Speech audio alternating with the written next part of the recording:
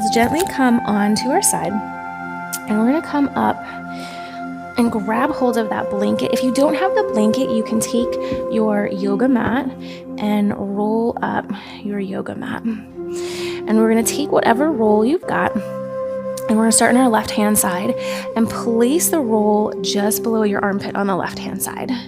We're gonna bring those knees in towards our chest. Let your head get nice and heavy. It's more comfortable to have a pillow or support your head. You could do that as well. We're gonna keep that right hip facing forward. We don't wanna let it drop back down because we're trying to get into our mid-back. So think of like a gentle pinch of those knees together. We're gonna inhale, take that right arm, reach your right arm up, back behind you. Nice breath in. Exhale, let it go. Like, why is my mid-back so tight?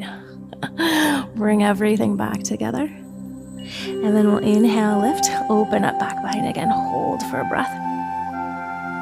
Exhale, get a little heavier. I know that right hip might want to help out. We're going to add that same breathing that we did before. So we're going to inhale and lift for 4, 3, 2,